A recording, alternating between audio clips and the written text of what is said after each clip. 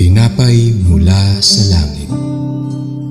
A daily morning devotion with CRC Family.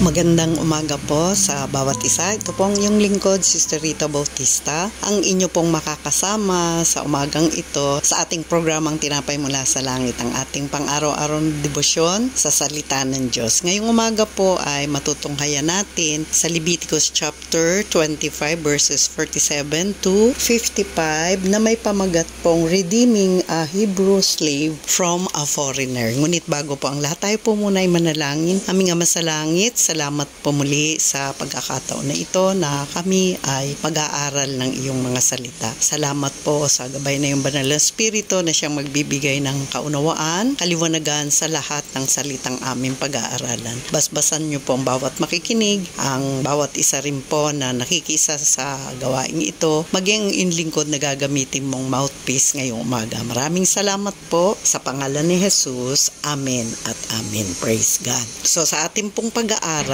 ay sa matatagpuan nga po dito sa Leviticus 25 verses 47 to 55. Sabi po sa verse 47, kung dahil sa labis na kahirapan ay mapilitan ng isang Israelita na ipagbili ang kanyang sarili sa isang dayuhang mayaman, siya ay may karapatang lumaya. Maaari niyang subusin ang kanyang kapatid. So bago po natin ipagpatuloy yun, bigyan po muna natin ng pansin itong ating pag-aaral na ano nga po ba yung slave.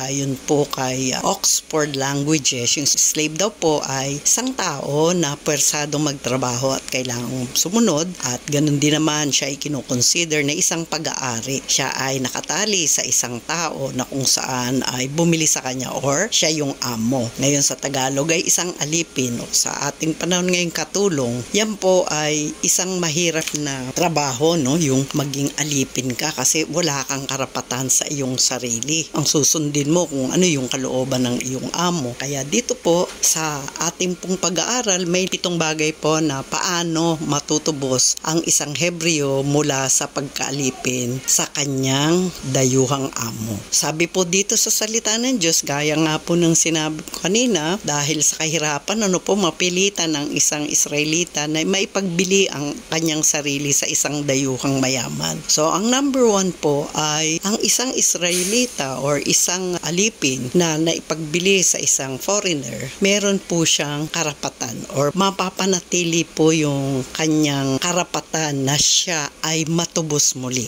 May karapatan siya na matubos muli yung upang siya ay lumaya. Pangalawa po, sabi dito, sino man kamag-anak niya or kapatid, tiyo, pinsan, any extended family po, pwede siyang mabili uli pabalik. So ibig sabihin, kung may mga relative siyang mayaman, pwede siyang bilhin pabalik. Ngayon po, kung dumating naman yung time na siya ay yumaman na, no, pinagpalan at kaya na rin niyang tubusin yung kanyang sarili, siya rin may karapatan. Ngayon po, kung siya naman ay wala pang sapat na halaga or kung meron man siyang halaga na pwede niyang i-negotiate dun sa presyo para sa kanyang kalayaan, pwede niya po itong gawin. Parang may bargain, ano? O ganito ang presyo, ganyan. Presyong kaya ko, ganun. Pwede siyang makipag-negotiate. Pwede siyang, bawa kung ano yung kakayanan niya, pwede niya po itong makipag-transaction, kumbaga, nang sa ganon ay magkaroon siya ng kalayaan. Makuha niya yung kanyang kalayaan. So, kung halimbawa man na wala pa siyang pambayad, halimbawa ay yung time na yon na pagbili niya ay wala pa siyang sapat na pambayad,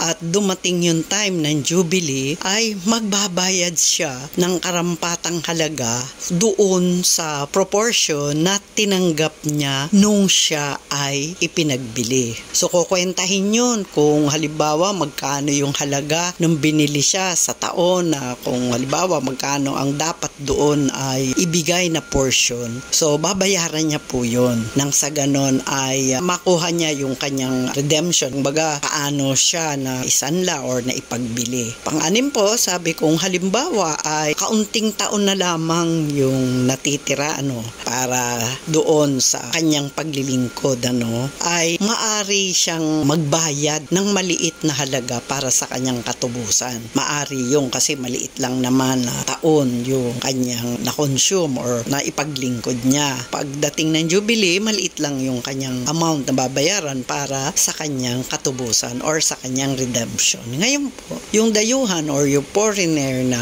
nakabili sa kanya ay kailangan po ay itrato siya bilang manggagawa on a yearly basis. Ito yung taunan. At hindi nila dapat na imaltrato or i-treat nila unfairly yung mga Israelites. Hindi nararapat yun na gawin ng isang foreigner. At kung halimbawa man hindi pa rin niya nabibili or hindi pa natutubos, pagdating po ng year ng Jubilee, ito po ang kanyang anak or sila ay dapat silang mapalaya. Kaya ito po yung time na pag-celebrate nila ng Jubilee kasi po ito yung time ng kalayaan. Ang bawat alipin, may mga struggles po yan. Alam naman natin, sa panahon natin ngayon, may mga katulong, di po ba? Mahirap sa kanila gawin yung gusto nila. Pero sa panahon natin ngayon, marami rin naman ng mga amo na talagang nang-aabuso. Kaya nga sa atin, sa binigay ng Panginoon, ayaw ng Lord na tayo ay maging kawawa or hindi niya gusto na may naaapi. Gusto ng Diyos ay lahat ay malaya. Kaya si Lord ay concerned sa atin. Gusto niya ang mga anak niya ay may kaayusan ng buhay o yung kapakanan ng kanyang mga anak, kapakanan ng bawat isa na naglilingkod. Nais ng Panginoon na mayroong kalayaan at mas may magandang future. Kaya nga dito, sa panahon ng Jubilee, ito'y isang pagsasaya, pasasalamat dahil ito yung panahon ng pagpapalaya. Kaya noon, pagka time ng Jubilee, talagang masaya sila dahil pinagdiriwang nila ang kanilang kalayaan. Sa panahon natin, nakita natin na tayo ay tinubos ng Panginoong Hesus. Binigay ni Lord Jesus yung kanyang buhay sa atin para tayo hindi maging alipin ng kasalanan habang buhay. Binigay yung buhay niya sa atin upang mapalaya tayo bilang kanyang mga anak at bilang mga lingkod niya na magawa yung kanyang kalooban hanggang sa kanyang pagbabalik. Kaya tayo po ay maging mapagpasalamat sa buhay na pinagkaloob sa atin ng Panginoon, kaligtasan, kalayaan. Gamitin po natin ito sa paglilingkod sa Panginoon. Gamitin natin yung ating lakas para sa kapurihan ng Panginoon at gamitin natin yung ating sarili. Paggamit natin sa Diyos yan para marami pa pong magawa tayo para sa kalooban ng Diyos. Kaya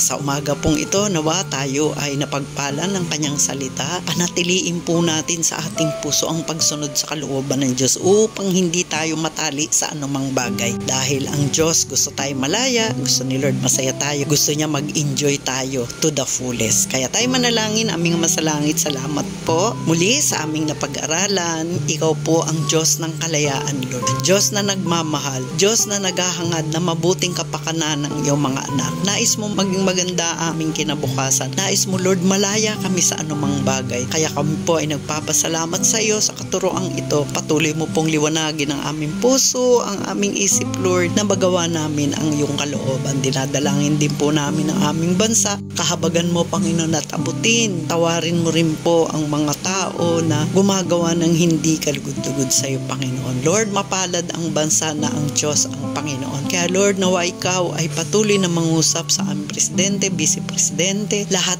po ng nasa kabinete, lahat ng nasa gobyerno, Lord, tulungan mo sila na makaahon kami, Panginoon, upang sa ganon may kapayapaan ang aming bansa. Maraming salamat po, Lord, in Jesus' name, Amen. Praise God. Maraming salamat po muli sa iyong pakikibahagi sa ating programa. Lagi po nating pagnilayan ng salita ng Diyos mula sa ating puso dahil lubos na magiging kaunawaan natin dito. Muli niyo po kaming samahan bukas sa pagninilay ng kanyang mga salita dito sa programang Tinapay Mula sa Langit. Malaya niyo po itong share ang bidyong ito sa inyong mga kakilala upang mapagpala rin naman ang iba. Pagpalain po tayong lahat ng ating Panginoon. Isang magandang umaga po. Ito po ang iyong kapatid, Sister Rita Bautista, ang nagsasabing God bless everyone.